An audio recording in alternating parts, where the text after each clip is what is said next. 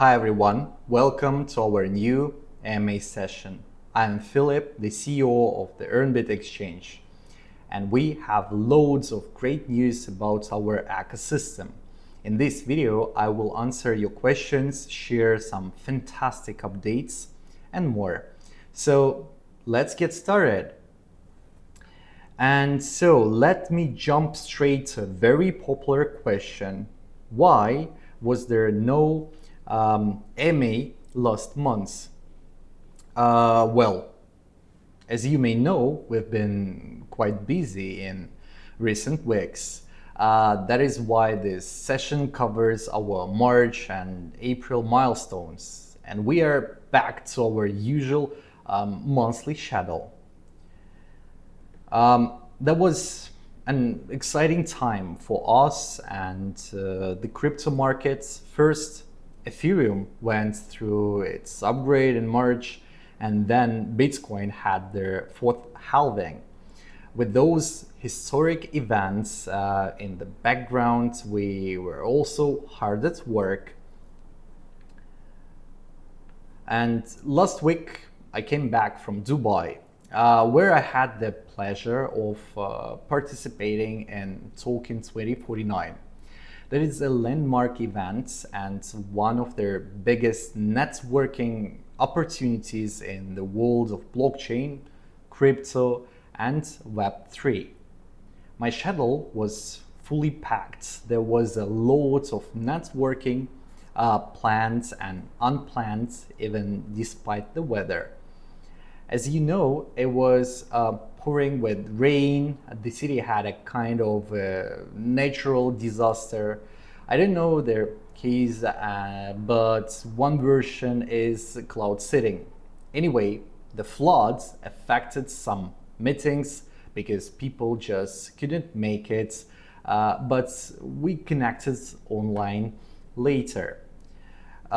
It was so unusual to drive around in those conditions, but fortunately nobody got hurt. As far as I know, Dubai is generally a safe place and a very welcoming place. The event went according to plan. What can I say? Incredible collective energy, incredible inspiration. In such places, synergy happens in real time. It is a great opportunity to exchange ideas, to bounce them off, to pitch to investors, and so on.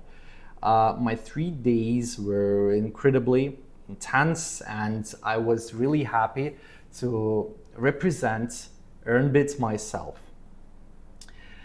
So here's the second question. Did you start any new collaborations? We explored some cool new features and listings for our ecosystem, discussed the latest trends in the market and technology-wise, and more. We also met with teams whose tokens may be listed on our crypto exchange. You can check our social media for photo updates with some highlights.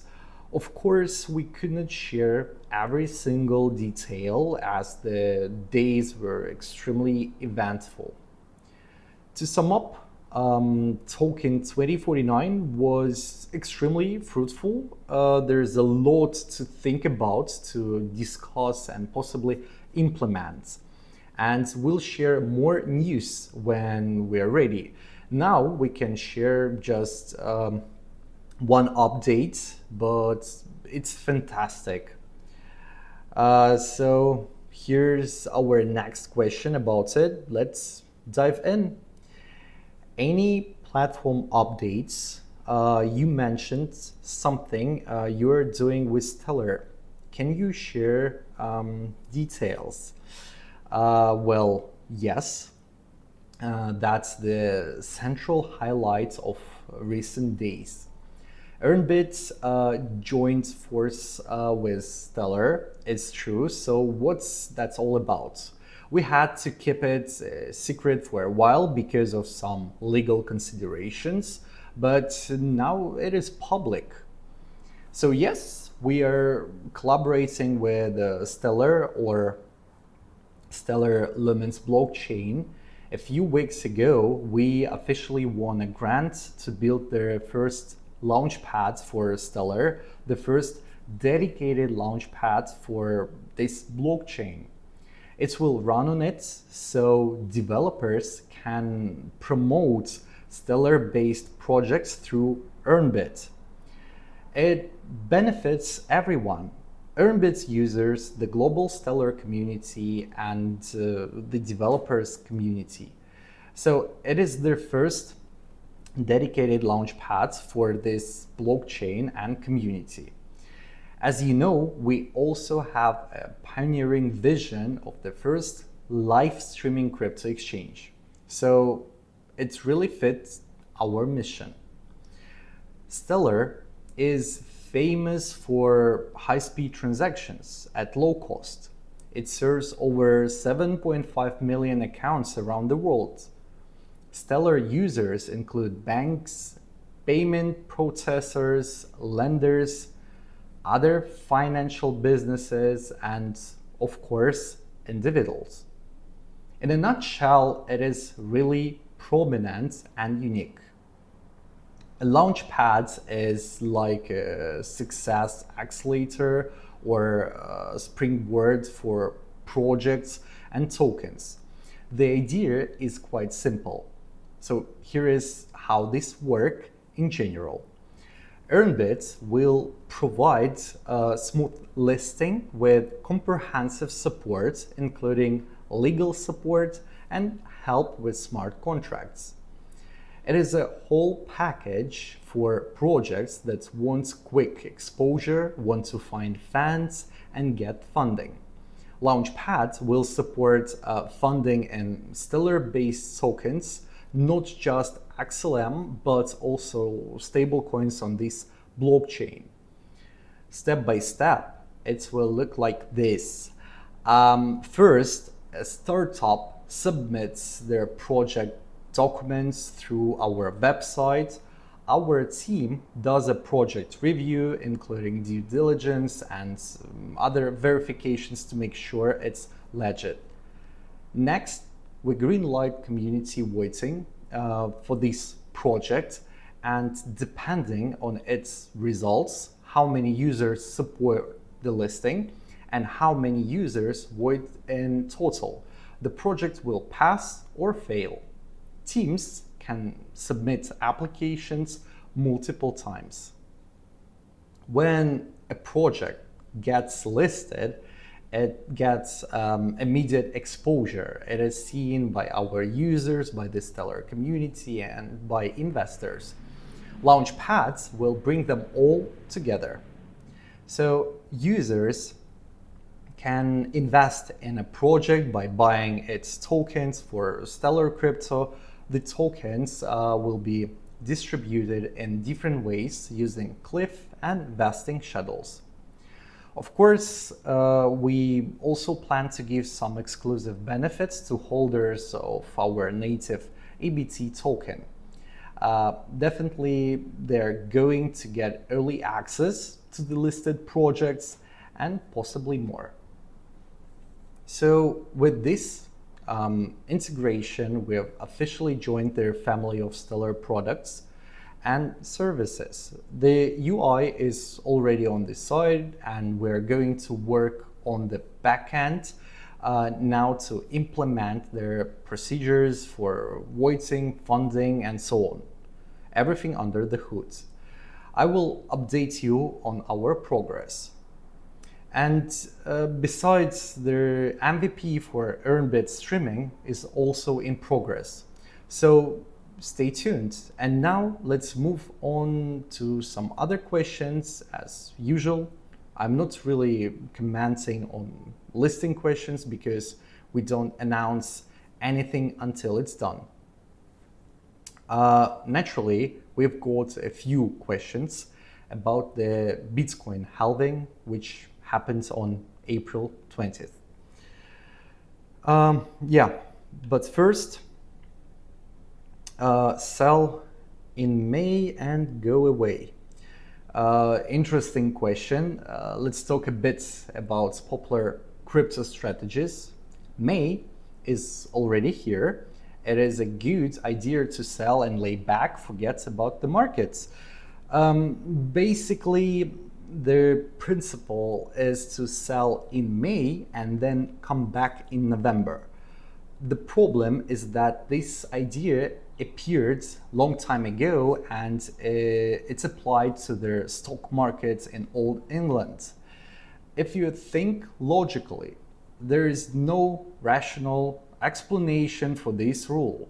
Stock brokers went on holiday in May and did not return until November. But the crypto market works 24 hours a day and 7 days a week. Traders do not take any vacations collectively. And if you look at the history of Bitcoin and the way it's moved, May performance differs from year to year. Some years it was in the green, some in the red, so there's no clear correlation. I think that if something looks too simple to be true, it is likely false. That said, we really see some indicators of negative pressure coming.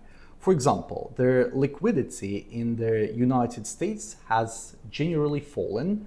This concerns the balance sheets of the Federal Reserve, repo agreements, and the Treasury account. The stock market is also sliding down from extreme highs. It is correcting, and if this correction continues, Bitcoin could also be affected. Many things can happen between May and October. Many things can happen between November and April, and we have no chance to foresee all of them. What if there is a black swan in April, February, or January? It's true that Terra Luna depacked and collapsed in May 2022. That was the black swan that started the crypto winter. But such things can happen anytime. If you look at the history of financial crisis, many of them happened between May and October, like Black Monday. But not all. If you want to dig deeper, we have an article on that. In short, no, I cannot recommend selling in May if you do it just because of that old school belief. Do your own research and consider the context. Right, so now about the halving. What are the most important things to watch after the Bitcoin halving? First, what do we know so far? We know that the halving happened successfully on schedule, and that the block reward is now just over 3 BTC. That means the inflation rate is now 50% less. In comparison, the inflation rate of gold went up 50% last year. Bitcoin is now the hardest store of value long term. This halving was also special in many ways. The halving day was also the day when Bitcoin NFT protocol went live, and this created very positive conditions for mining companies. Runes is extremely popular, so their demand on the first day was massive. As a result, transaction fees rocketed. Their average transaction fee was around 128 bucks on April 20. Since then, the fees have rolled back down, but it just shows that halvings do not exist in isolation. When you look at miners, you would typically expect revenues to drop 50% because the block reward is smaller. This didn't happen because of Runes. So NFTs and altcoins on Bitcoin are important. If success continues, more attention will be driven to their Lightning Network. Mining will become more profitable and Bitcoin will be more stable and secure in long-term run. Halving will continue, block rewards will fall, but high transaction fees will compensate for mining costs. We don't know if runners will be key here, but it gives an idea of where we're going. And there are many reasons to be hopeful because NFTs, altcoins, meme coins are here to stay. There is new money coming into the markets and into Bitcoin. There is also one theory about rising Bitcoin electrical costs, which typically works like the price floor for Bitcoin. It's now higher than ever and higher than current price. In terms of projections, we've all seen predictions where Bitcoin grows to 6 digits by 2025. Remember that the price, like I said, does not exist in isolation. Bitcoin reacts to different events outside the blockchain. For example, during previous halvings, it got support from things like their economic crisis in Europe or pandemic inflation fears. This time we have spot Bitcoin ETFs, but recent reports show the price is not that correlated anymore. You can track US liquidity, which I mentioned before. It measures the total fiat inflation in the country. When it goes up, inflation goes across assets, and Bitcoin usually rises as an inflation hedge. Today, US liquidity is down because the Fed is not cutting its interest rates and it is unlikely to do so before September or even in September. Finally, presidential elections in the United States also matter. They can bring a more pro-Bitcoin government next year. Judging by historical patterns, the rally after halving usually lasts around 480 days. So if Bitcoin moves like before, the rally should continue until late 2025. But will history repeat itself? Nobody knows. Past performance doesn't guarantee future performance. We still have this very worrying macro background in the US. The inflation is too high for rate cuts. Besides, there is a new crisis in the Middle East, and geopolitics plays an important role in global finance. It also affects Bitcoin as a risk asset. When Iran and Israel were exchanging strikes, the market sank. That's some basic observations I can remember. For more data, you can check our guide to Bitcoin holdings, which is on Medium. By the way, our research library is growing, so be sure to visit our Medium page for more insights. So yeah, enough about Bitcoin. Let's turn to the rest of the markets. When will we see the next alt season? Okay, so when to expect alt season? First, let's clarify how we define it. That's when altcoins grow so much they outperform BTC. Altcoins are popular partly because they typically move more strongly.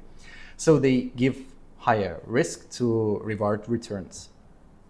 As usual, I can say that I don't know for sure because nobody does. But we can look at some projections.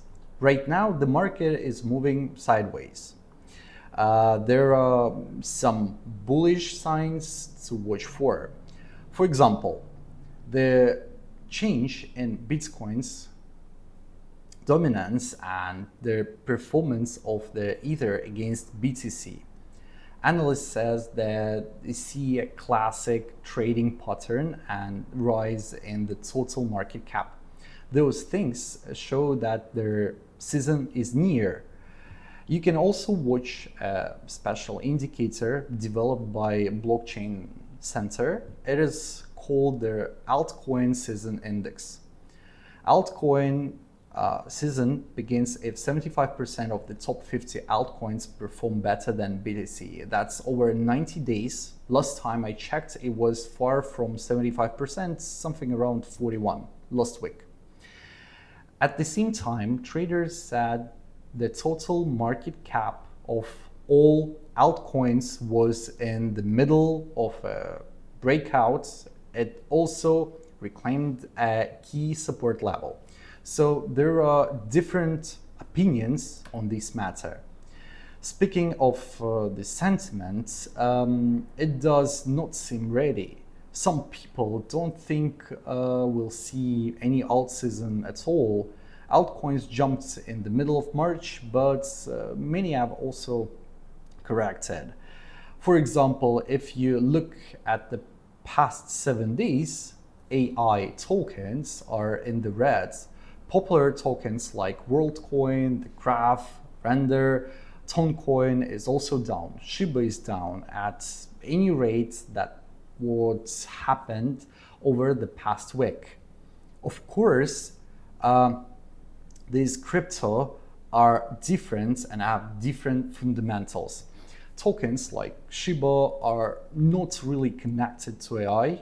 In April, AI crypto rose partly because of the historic merger between three platforms. AI blockchain leaders created their artificial superintelligence alliance. That was a huge event because it creates an alternative to big tech. So, to sum up, I don't know when the alt season will start or if it will start at all. Nobody knows for sure, but there are specific indicators and news to watch to stay updated. Right. So here's another question. What blockchain Web3 tech developments are you watching? One such development is the tokenization of real-world assets. Basically, that's when traditional assets like stocks or real estate become tokens on the blockchain.